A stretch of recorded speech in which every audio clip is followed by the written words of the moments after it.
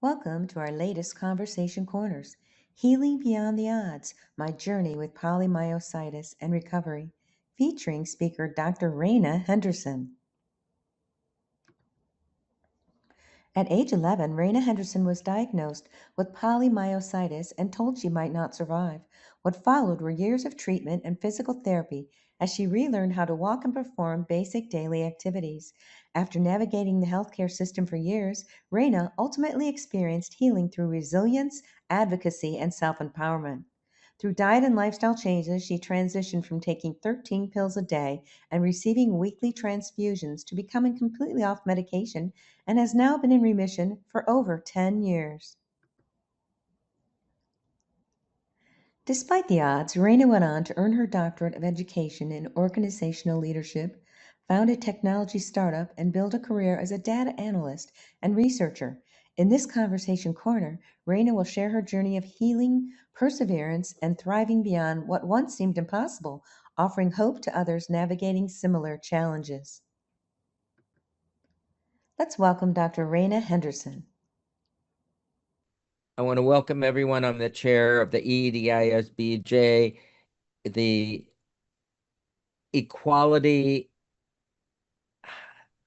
We are the old DEI committee from DEI that is no longer DEI in many places, but we still believe in equity and inclusion. And Conversation Corners is something that started a few years ago, 3 or 4 years ago. And we really want to open up all of our abilities to differences. And so I want to welcome Mary, who's part of our committee, who's going to introduce our wonderful speaker today for Dr. Raina Henderson. And Mary, I want to turn it over to you, and I want to thank everyone who's here, the 16 participants that are here tonight, some from our committee and some have that have been on Conversation Corners before, and welcome you and ask you to continue to support HNCC and our efforts to allow each of us to learn the differences in this world.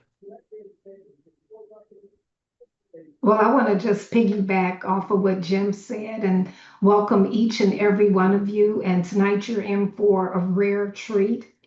And I'm a little biased because Raina's my cousin and she's a phenomenal woman. And we were having a conversation. She had come to Houston for work and we started having this conversation. And I heard things that I had never heard before. And it was fascinating, especially knowing that this is my cousin and I didn't know this. So it's amazing how you can have family members and friends and coworkers and really never even really know that part of them. And when I heard it, it just fits so nicely into what we do here as an organization. I thought, you know what? It gave me goosebumps. So I would only say it's probably going to give you goosebumps if you really, tighten in your seat and get ready for this incredible ride that we're about to take. So her title tonight is called Healing Beyond the Odds. And in healthcare, I'm noticing that the odds are against us. This traditional medical route that we seem to go is not on our side. And Raina, she was smart enough to see that at a young age. But she'll share her journey with you. She was diagnosed at around 11 years old with polymyositis, and she'll talk about her journey, her recovery. So most of you are probably nurses here and you know that, or a little bit about polymyositis, and she probably is an expert in it now, even though she has no healthcare background. She learned it at a young age, but it's a rare autoimmune disorder characterized by chronic progressive inflammation and typically of the skeletal muscles. And this inflammation causes symmetrical muscle weakness and primarily in the muscles closest to the center of the body. And she probably has a lot more to share on that than me because I'm definitely not an expert in that area. But I want to tell you a little bit about her because even though this disease usually is, the onset is usually between the ages of about 30 and 60, you can correct me, Raina. However, she started getting symptoms probably before 11, but it was at 11 where doctors told her she may not survive, right?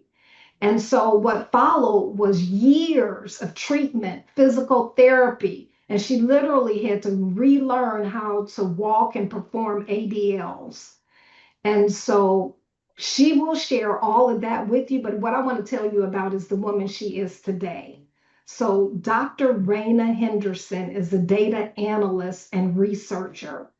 She earned her doctorate in education and organizational leadership and holds over a decade of experience in data analytics, research, and strategic leadership across education, nonprofit, and technology sectors.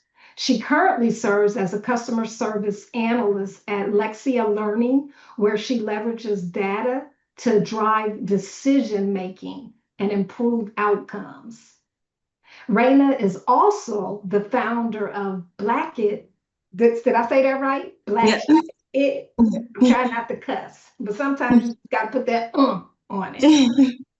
It's a technology startup focused on culturally, intentionally discovery and connection. And she'll tell you a little bit about that. I hope you'll spend a little bit of time on that.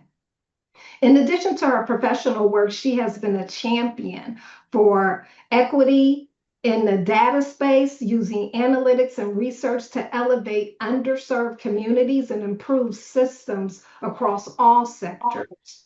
Her leadership extends to civic and community engagement, including serving as a co-chair of civic engagement for the Memphis Urban League Young Professionals, membership co-chair for the Akron Urban League Young Professionals, and torchbearer, community impact member in Akron, Ohio. She has also served as an alumni mentor with Education Pioneers, supporting emerging leaders in education. Through her work and lived experience, Raina continues to inspire others navigating personal and professional challenges, demonstrating resilience, purpose, and impact across industries. I introduce and I give you Raina Henderson. Thank you, Mary. And thank you, everyone. Thank you so much for having me here today. And I'm excited to share this story. It's not a story I often share with many people. So this is kind of my coming out and my testimony in a sense. So, as Mary stated, by day, I am a researcher, I'm a data analyst, and I also have a startup called Blackish, as she described, which we'll get into a little bit later. But what people don't know, I was diagnosed with a rare autoimmune disease called polymyositis. And like Mary said, it does affect your upper body strength, your trunk area. So getting out of the seat was very hard, lifting my arms over my head, combing my hair, anything that you have to kind of use your arms and legs and thigh muscles for was particularly difficult for me. And it wasn't diagnosed right away. At a young age, I was an athlete, and so it was hard to decipher polymyositis fatigue from just me playing sports. And so at a young age, I learned how to adapt. As I noticed my body was changing, my strength was getting a little different. I started to do things to kind of maneuver around it. And so when my thighs muscles weren't as strong, I started to like kind of do this like rolling method where I would get out of bed, not really realizing that my body was deteriorating. And so my family didn't know either. It's something I kept kind of to myself because I wasn't really sure what was going on. And I didn't want to stop playing basketball. I didn't want to stop playing softball or running track. And so I kind of just kept it to myself until the weakness was, I just couldn't hide it anymore. I remember vividly my last basketball game, and my legs felt like lead, like getting up and down the court, like I could barely move. And I'm usually the first one down the court. My coach didn't know what was going on. My parents didn't know what was going on. And so that morning they took me out of the game. after I airballed 2 free throws. And it wasn't because I don't know how to make free throws or it wasn't a mistake, but it literally was my arms felt like noodles and like just holding the ball was painful. And so after that, we thought I just kind of needed to rest. But then that next morning when I woke up, I wasn't able to walk or get out of bed. And so my stepfather carried me into the emergency room. They ran a lot of tests. They still didn't know what was going on. They thought it was mono. They thought it was lupus. They had all these other things that they thought could be going on because, as you know, as Mary stated, polymyositis typically affects that age range to 30 to 60. And so this was something that they weren't checking for. And they didn't figure out what was wrong until they did a muscle biopsy. And in that muscle biopsy, they measured my CK level. And you all are in the medical field, so you may already know, but the average CK level for an individual is typically below 200. Mine was 25,000. And so the doctors were just amazed at how I was able to still move, talk, walk, and play basketball at one point with my levels being so high. And so in the beginning, as they were explaining it to my parents, I was still very young, so I didn't really know the extent of what was happening. I just know how I felt. And in my mind, I thought I was going to take some medicine and be right back on the court and everything was going to be fine. And so I don't think it really registered to me that I would never play basketball again at that time. And so when a year or two passed and I still wasn't getting better, I was doing physical therapy. I was taking about 15 pills a day. I was on 100 grams of prednisone plus 1,000 post steroids by infusion. So my face was very big. I got the chipmunk face effect. It got to a point where the medicine became more harmful to my body than the actual disease. The disease caused weakness and fatigue, but the medicine started breaking down my bones. It started making me lose like my skin elasticity. It started making me gain weight that my body was never meant to carry. And so because of that, I'm left with long-term effects of like arthritis. My spine isn't quite as straight as it should be because of all of the prednisone and like how it attacks your bones and things like that. And so those are things that I have to live with because of the long-term use of medicine. But there was a turning point for me in college. I was just exhausted from taking all of the medicine. And once I turned 18, I was now in the position where I can kind of take my journey into my own hands. I can sign off on my own treatments. And so I became more involved in how I wanted my treatments to go.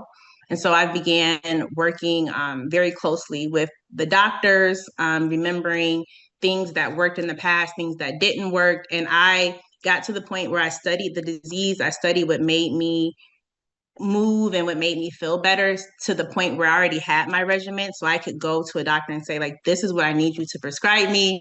This is the medicine that works. This doesn't work. And here are the side effects and how I need to manage it. And so I also had them always write me a script for physical therapy so that my insurance could pay for trainers and things like that so I could keep my strength up. However, even at 18, doing all the research, I still wasn't able to fully get off of the medication. And so that was one of the biggest goals of mine. So when I turned about 24, I started researching holistic healing, anti-inflammatory diets, and I started to change the way I thought about food and using food to kind of heal me. And at this point, when I was on the medicine, I was on, and I was doing weekly infusions still, and then I was down to about 7 pills a day, but it was still too much for me. I wanted just to be off of everything. And so my levels with that regimen that I had worked out with my doctors, my levels were probably about like 5,000, 2,000 was like a good number for my CK for me. And so at that point, I realized the doctors weren't really trying to cure me, but more so kind of sustain me. And as I got off my mother's insurance, my treatments became like very, very expensive. It was 80 grand per treatment. And it's just something that I couldn't sustain with the current insurance I was on. And so when I started researching, I changed my diet completely. I went cold turkey and kind of starved out all of the bad stuff and did a whole detox. And so I was on a raw vegan diet for 2 months. And within those 2 months, when they went back and checked my CK level, it dropped to 381. And that was just 2 months of me doing this diet. And when I explained to my doctor the things that I had been doing differently, she stated to me that sometimes it takes a while for the medicine to kick in. Now, at that time, I had been on that medicine for 11 years. And at that time, I was not a doctor, but I did know a little bit to know that it doesn't take 11 years for a medicine to kick in. And so at that point, I completely took my health into my own hands. So I did research on how to wean myself off of prednisone. So I did the taper method where I would take like certain grams per week and then kind of wean myself off until I was completely off of it. And then what I did to keep my strength up, I kept strength training. So I always had a trainer. I kept my diet clean, and I eventually incorporated um, dairy back into my diet because I missed meat. And so like I wanted to see how I could play around with my diet to make it more sustainable. And so I became a vegetarian for 2 years, but monitoring my CK level monthly. And I was still able to sustain it. Right now, my CK, last time I checked, it was 250. And so after those 2 years, making sure my levels were stable, I felt great, but I lost a lot of weight, and everyone kept thinking I was sick because I was losing so much weight because I wasn't eating a lot of meat and I wasn't eating enough to maintain my weight. And so, in order to maintain a healthy weight, I did incorporate meat back into my diet, but it was very strategic. So, I don't eat any pork. All of the meat that I eat is organic or grass fed. I don't eat any processed food. I keep my dairy to a minimum unless it's like Greek yogurt or very whole food. Um, and I've been doing that now for over 10 years, and I've been able to sustain myself. So I work out 3 to 4 times a week to make sure that I'm maintaining my muscles and my strength. And I just monitor myself because I realize in the medical field, it it made me very distrusting of it a little bit because once I realized that no one was coming to save me, they were making a lot of money off of me. It was just very hard for me to trust um, prescriptions and medicines and things like that, knowing that what I know now and how I healed myself. And so moving forward, I was able to live a very fruitful life. I finished college. I finished my bachelor's in psychology from Kent State. I went on to get my master's in assessment, evaluation, and data literacy.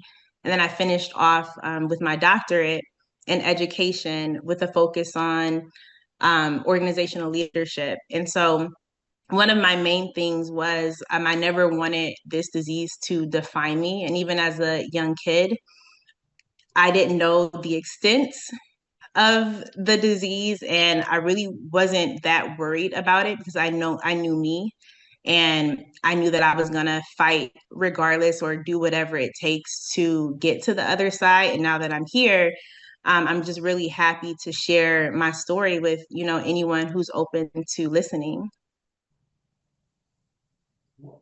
Powerful. What inside you had you even looked for alternatives? Yes, so I was in a very dark place with all the medicine. Prednisone also plays with your emotions a little bit. Like it made me very moody. Like I had a lot of mood swings, and I didn't like who I was as like a person on this medicine. I wasn't happy, and I just prayed on it, and I just knew that there had to be another way. Like was willing to risk. Um, I was willing to risk, whatever happens if I got off this medicine, because I would rather live a fruitful life than to be a slave to medicine and pills. And so I'm a very faith-bound woman. And so I grounded all of my decisions in faith. And I knew that God wanted more for me. I knew that this is not how one should be living. Like I knew the the damage that it was doing to my body. Like I said, like the disease had nothing on the side effects of the medicine. And so I would rather whatever God had in store for me, I just trusted that he would guide me to the right people. And so I did the research. I was so grateful to find Dr. Sebi was someone I followed. I also went to the library and got all the books on Chinese medicine, on anti-inflammatory diets, on healing your leaky gut. Like I read it all because I just was so desperate of getting off of the medication. That's amazing for someone to be so young. And what were your family members saying to you as you were going through this journey? Were they like accepted, this is life, and or were they pushing you in another direction? They wanted me to stay on the medicine, which is why I had to wait till I turned 18 to start making my own decisions. And it wasn't their fault in a sense. They didn't really understand the disease. They just knew what the doctor told them.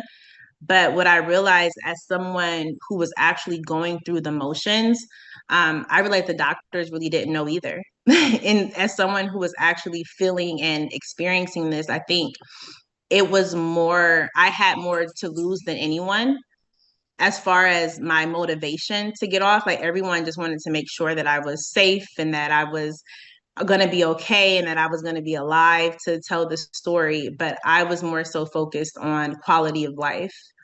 And I think the difference is my family wanted me here regardless of what that quality looked like.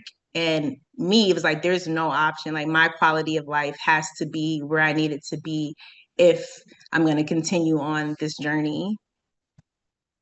How has that attitude affected how you show up in life today? I think it has a huge effect on it. Like from what I've been through, everything else just seems so minuscule.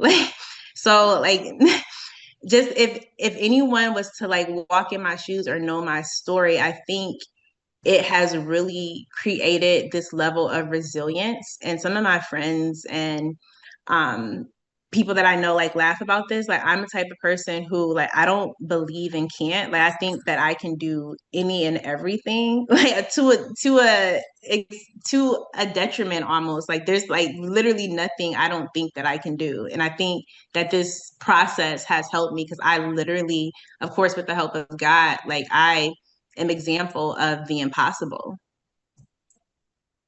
You got that right. So I don't want to take up all the time asking questions. I'm sure there are other people here who have questions. I saw a few things in the chat. If any, Jim, he has his hand up. Jim, please. Okay. So what do you what advice would you give to people now in your journey?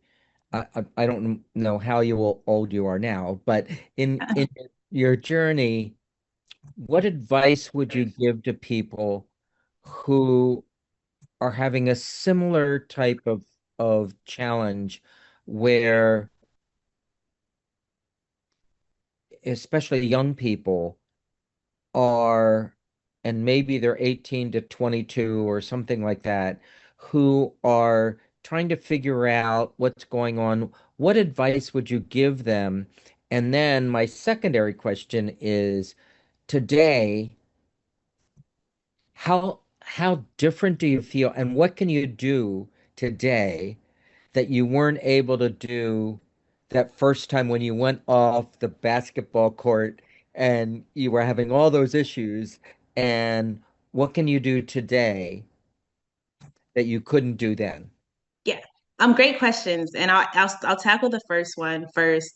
Um, my advice to individuals who may be going through something similar is to learn your body. Knowledge is the greatest power. It's your superpower that you'll ever have. And even though doctors have studied for years and years, no one knows your body better than you.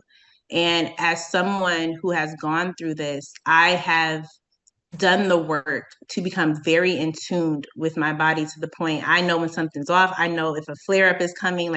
So I would say take the time to do some soul searching and learning your body, learning the medicine, understanding and journaling and writing down how you feel. I kept a journal in that time as well. And so basically just monitoring that and then being an advocate for your care.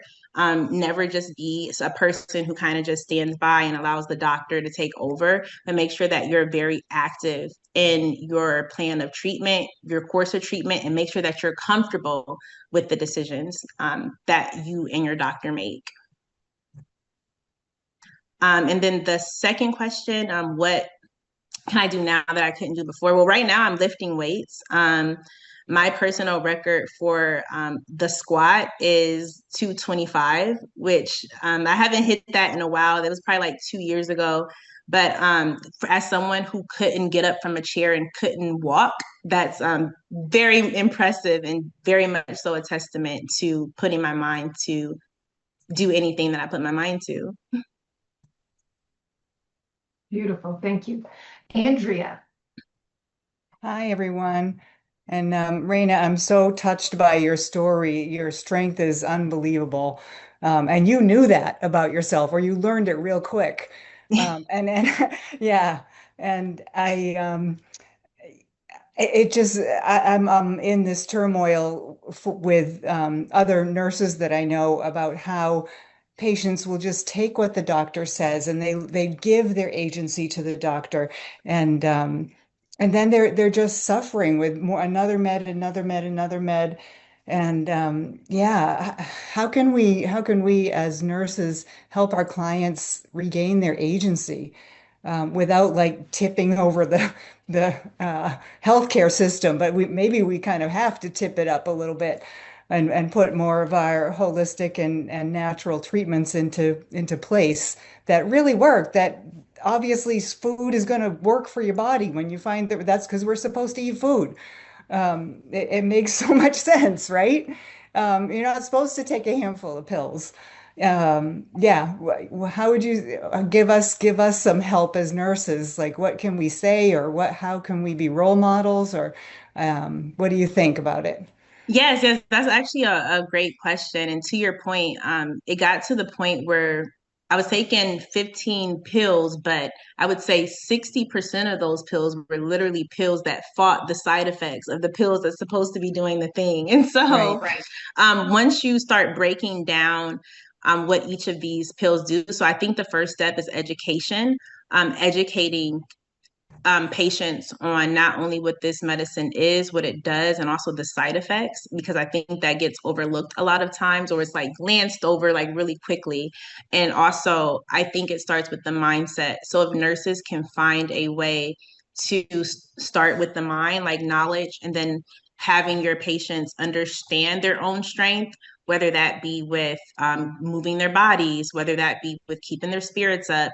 What I realize and what I see all the time is when someone is diagnosed with a disease, it affects their mental, and automatically they feel like this level of defeat. And that was what was unique about me. Even so young, when I got the diagnosis, I wasn't defeated.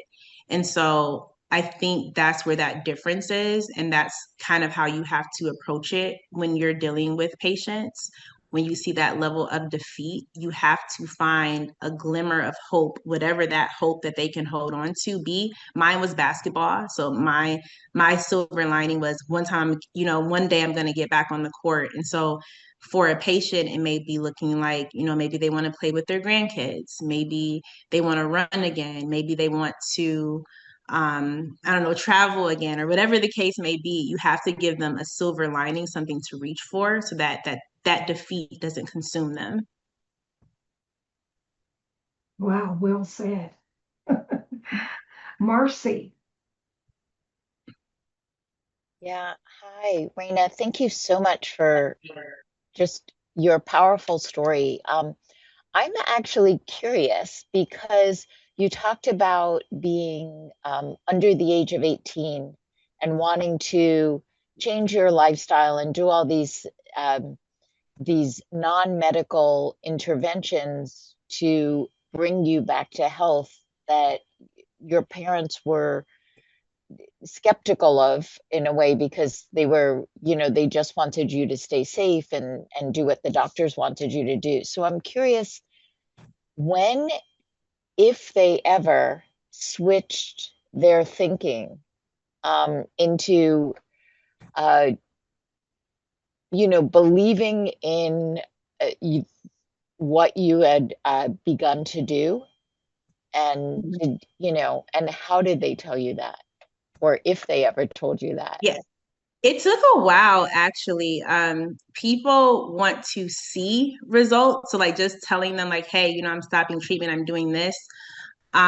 So even as I would say a year or so, or a few years after I stopped taking the medicine and I started going this holistic route, my mom would ask me once a week, like, how are you feeling? How are you feeling? And I'm just trying to gauge kind of where I was from a healing point. And I would always tell her, I'm great, I'm great. And I think she finally stopped when she saw my body transformation. And so I ended up moving to Memphis, south, because I wanted to get away from the cold. Also, another thing with polymyositis, I developed Raynaud's. And so my hands get really, really cold. And so I didn't want to live in Ohio because it's always so cold. So I wanted to go to a warmer climate. And so I was there for about 5 years. And one day I was visiting home and my mom saw my muscle growth. She saw like how strong my legs were. She saw like how I was moving. She saw how I was, and I kind of introduced her to my diet. Every time I come home, I have to go grocery shopping because my mom doesn't eat the same way I eat. And so when she saw that change in me and she saw me working out every morning when I'm home, and she saw me doing things that she hadn't seen me do since I was 10. I think that's when her mind shifted to, wow, like you really did heal yourself. Wonderful. Thank you. Wow, that's amazing. Amazing. And so I think I saw Cindy. Did you have a question, Cindy?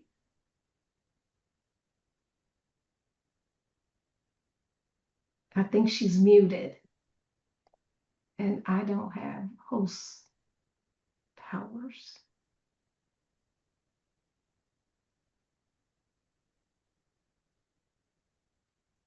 Jim, are you able to unmute Cindy? Maybe Okay. now. Yes, we can hear you. Okay, great. Dr. Henderson, nice to meet you, and Nice thanks to meet you. for speaking today. And it's inspiring what you're doing and what you've done. What sparked my interest at first when I saw the Zoom come through that you were from Akron, Ohio. Well, I also went to the University of Akron and Kent State University also. Oh, go Zips I and go know. Flashes. Yeah, I thought I have to hear what this young lady has to say. So I applaud everything you've done, your educational background and your fortitude. And I'm not sure if it's a generational thing. I know my children are probably older than you, but a kind of a take charge attitude. And I have to agree with what you're saying about medicine. I mean, I'm a holistic nurse myself. Oh, probably now for almost 10 years holistic, but I've been a nurse for about 48 years. So I'm telling my age. But I know my children more so even think like you do too. And my daughter is all about strength, and she's a dietitian, and she understands nutrition, and she's always encouraging me to eat this or do that, go to the gym, mom, and things like that. But I agree. My husband, I lost him about a year and a half ago to prostate cancer, but I really believe that we have to advocate for our own health because, seeing someone once a year and they're guiding us on what they've seen in imaging and lab work, and that's okay. Why not?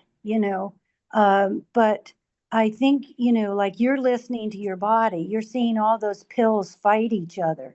It's not common sense to take all that. And steroids are powerful medication.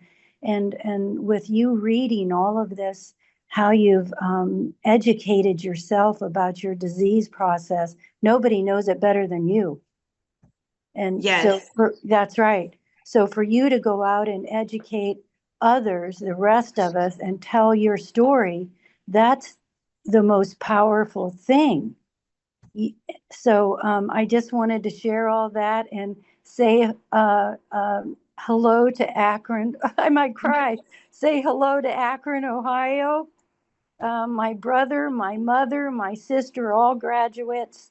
My other sister, graduate of Kent State. So I'm right there with you. Thank Good you luck. so much for that, Cindy. Good luck to you. You bet. Wonderful. Okay, so next we have Rhonda, and then we'll get to Piper, who's here in the chat. Rhonda?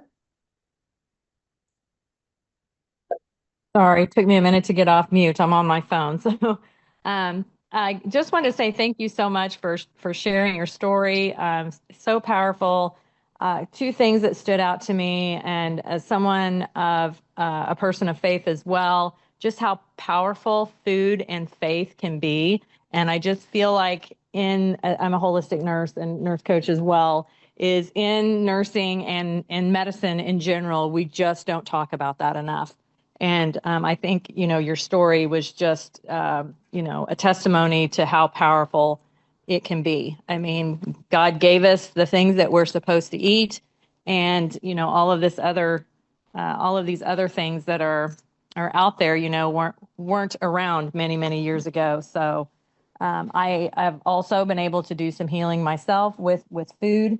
So yes, I just wanted to say I appreciate your story, and I just encourage you to share it as much as you can, because truly powerful. And and faith, whatever faith a person has is kind of honing in on that and helping them kind of implement that into their whole you know plan of care. So I always enjoy talking to patients that I work with. I'm currently in primary care, and just asking those curious questions, and how that plays out in their life. So can you share kind of how you maneuvered through all of that? Like, you did a lot of research, and how your faith kind of played into all of that.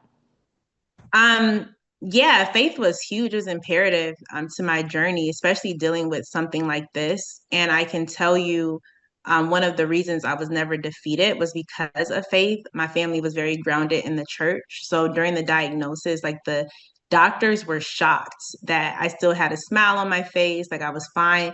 They were actually trying to put me on antidepressants, but I wasn't depressed. And so and faith had a lot to do with that. I kept a journal, I prayed daily, and it wasn't all peaches and sunshine for sure. Like, there were times where I struggled, or like as my strength was declining. I definitely cried in the corner. I've had like my doubts, like, for sure, but through it all, like, God's kept me. And I think that's what kept me going. Like, there were times where, like I said, I didn't care what happened to me. Like, I knew I just didn't want to be on the medicine, but I knew that God had a different plan for me. And so my ability to believe in something higher and to believe that someone else was holding me, because this is a very difficult cross to bear, just carrying it by yourself, just as a human. And so knowing that there's a higher power who's helping me to lift that cross was just imperative to my mental health. And so I encourage, people who don't have a higher power or who don't know what faith is, to definitely, especially in times like this, is when you're going to need that most. And I also had a friend who I met in the hospital. She actually was diagnosed with the same disease. And so in my moments of doubt, in my moments of fear, I've not only do I have a praying family, but also had praying friends. And so I know who to call in the moments where I am weak in faith. And so, like, it was those phone calls. Sometimes God doesn't speak to you directly, but he may speak to you via different people and in different avenues. And so just being open to hear his voice, whether that's coming from him directly through other people or through signs, is what really got me through. Yes, and Rhonda has been through a similar journey. I happen to know that personally, so I know she can relate totally to what you're saying, and I'll connect the two of you. That's awesome. Thank Yes, you, for Mary. sure. Mickey, you're up. Did you want to go to Piper first? I'm going to come back to the chat in just a moment. I have two questions. One, I want to know more about the organization you started. Well, first of all, thank you for a fabulous story. But the second thing I'm putting out to you is for consideration, because I think that you are so on target with so many things that cause, severe inflammatory reactions in our systems and in our bodies. And so I have wondered if you've thought about starting an organization that is a resource for people who are struggling with some of these things, because people have to have either the faith or the connections or the ability to know there's a different way. And our medical system is incredibly strong. So, the perception is if the doctor orders it, it's right. Well, we know, that's not always true. And I couldn't agree with you more that the primary source is data. I grew up using a holistic nursing theory of modeling and role modeling. And it's not showing other people how to do it, but having other people actually tell you what they need and have their needs addressed, etc., with the understanding that the primary source of data is always yourself or Mary or myself. So first question, have you thought about starting another organization? Because nationally, what we have in our food, what we have in our water, the lifestyles we live are so toxic and cause inflammation. And then you get the medication that makes things worse, etc. And then I want to know more about the organization you started, Dr. Henderson. Yes, of course. So we'll start with the first question first. I've not thought about starting an organization. However, I do want to write a book, and it will be called The Girl with the Invisible Disease. And in that book will be a guide of how I healed myself. As I said, I also kept a journal during that time. So it'll be journal entries of faith. It'll be journal entries of how I dealt with different stresses, how I bared my cross, and hopefully that can be a resource. And who knows, like later on down the road, that may grow into an organization, but that is definitely something I want to do as my contribution to the health space. As far as my organization, so my organization is not health focused. I love to travel. That's one of the things that I do in my pastime. And so my organization is called Black-ish, but basically it is a vibe-based app that allows you to create itineraries in whatever city you're in based on if you're chill, if you are into wellness, if you're creative, whatever the case may be. It connects you to places and spaces where you feel connected based on your individual interests. That's very cool. And I will say to you that I believe you're an old soul. Thank you. I get that a lot. Yeah, because not many people, let alone young girls, are wise enough to know that what they're doing is actually toxifying their body and making it worse. And it's having the wisdom to know to say no, and having the courage to say no is incredibly powerful, because you're not supported to go against the medical system. You're just not. Thank you. Yes. Thank you so much.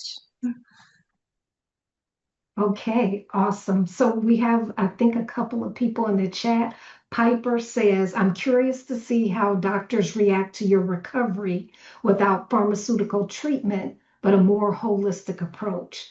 Were you supported by them, or were they more dismissive?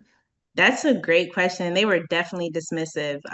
In the beginning stages, when I changed my diet, I actually had to fire a doctor because we were actually going back and forth about it when my levels dropped to they dropped down in the 300s.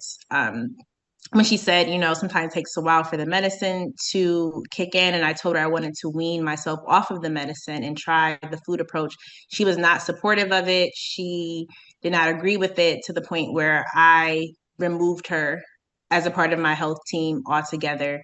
And the only doctor that was supportive of it, I had a doctor when I was 14. His name was Dr. Hashkis.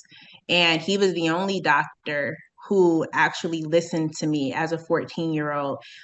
He was the doctor that kind of kicked my family out of the room and told me, basically, you need to take your health into your own hands. He taught me everything I was reading. And I was kind of in the beginning, I was kind of hesitant to do it because it made me grow up really fast, like not having my mom answer my questions for me and not kind of just being passive. And so he sat me down and he walked me through every blood level that I needed to check, everything that looked abnormal. And then when he would do a routine for me, he asked me, how am I feeling about it?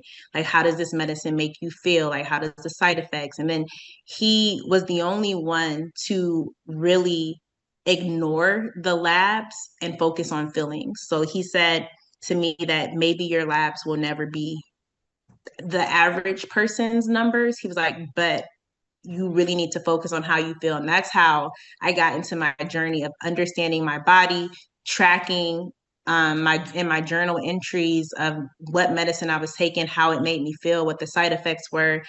And when I fired that last doctor who didn't really listen to my approach to wanting to wean off the medicine, I was looking for Dr. Hashkis and found out that he actually moved back to Israel.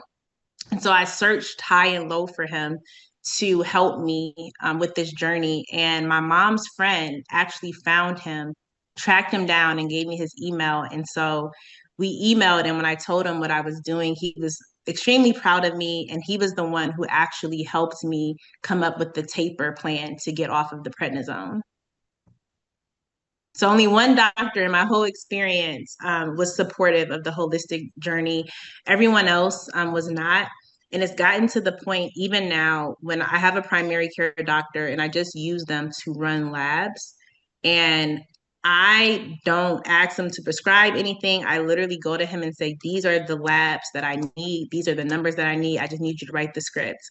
And it took me a while to even find a doctor to do that. And so I have one, and he writes the scripts, and I get my blood work taken. And then I'm using the same metrics that Dr. Hashkis taught me. He taught me about like what levels to check, and it's mainly the CK and my liver enzymes that I look at. But yeah, for the most part, I had to do it myself, and I had one strong advocate who was in my corner. She said, wow, thank you so much. Sometimes all you need is that one person to be on your side. Yeah. Because we never really go through these journeys by ourselves, right? You talked about your faith and you were never alone, your family, your support system. Yeah. Is there anything else you'd like to share with us as a closing statement, something that might anchor us in this learning? Yes, I just want to thank you all for what you do. We live in the USA where medicine is king. And so I know how hard, as someone who has gone up against these systems. So I know that your job is not easy. I know that it can be mentally draining, and I know it could be tiring to get that point across, but it's extremely relevant and you are needed in this space. And so I'm praying for you all. I'm praying for your strength, for your mental health as we work together to knock down the barriers that make us sick. Well said. Well said. We have about 7 minutes left. So if anyone else has any questions, you can either type it in the chat if you're unable to, open up your screen or unmute yourself. Or well, let's see. I think that's all we have. And so, Raina, Dr. Henderson, I want to first acknowledge you for who you are, your journey, the willingness to share your journey in such a loving way. I mean, because as a healthcare professional, I didn't feel like you were pointing or blaming. You didn't assume a victim role. You took on the role of, you know what, let me see what I can do for myself. So that's taking ownership.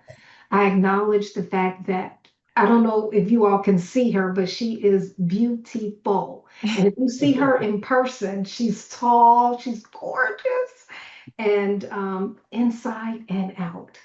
So thank you so much for what you're sharing with us, the tools, the way that you develop the journey. Thank you so, so much.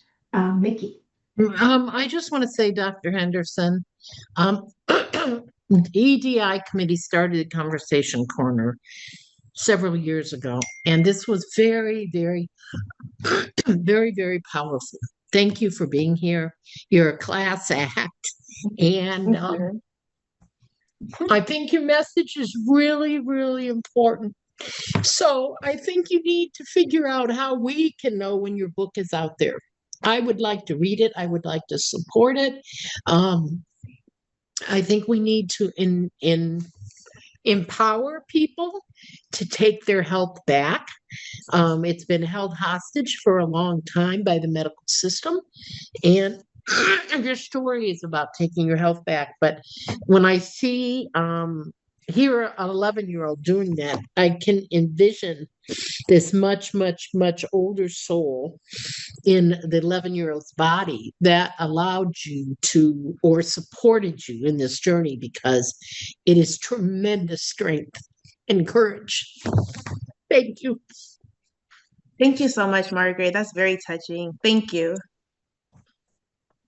Mary, I want to also say this has been wonderful to hear someone who took their power, their own power, and was able to heal in a real way to allow them to move forward and go to college, get a doctorate, still move forward, still do exercises, and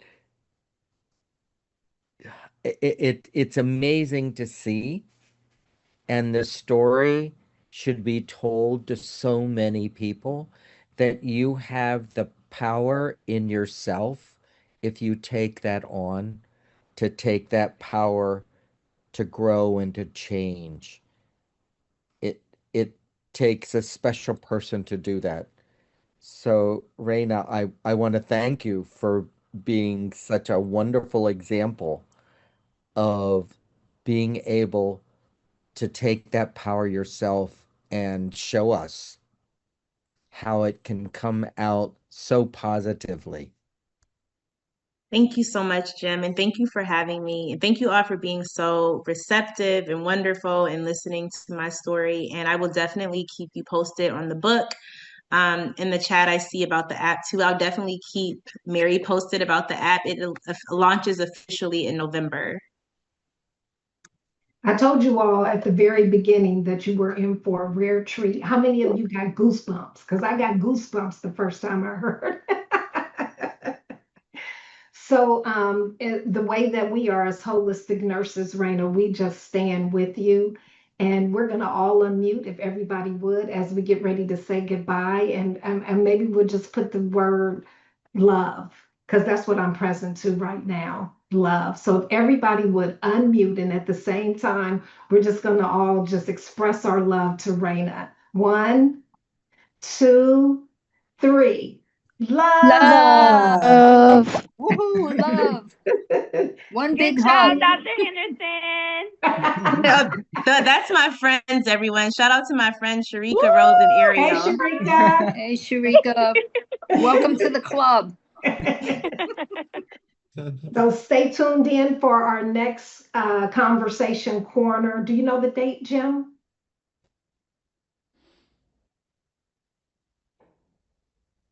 Let me look it up. I think it's going to be in the fall. Okay. Because this is our last one for till the summer. It will be in late September, early October. Okay, there you have it. Thank you all so much for being here and bringing all of your love and attention. And we'll see you next time. Thank you. Bye. Bye. Thank you so much. Thank you. Nice going, Mary and Thank Joe you. and Margaret. Thank you.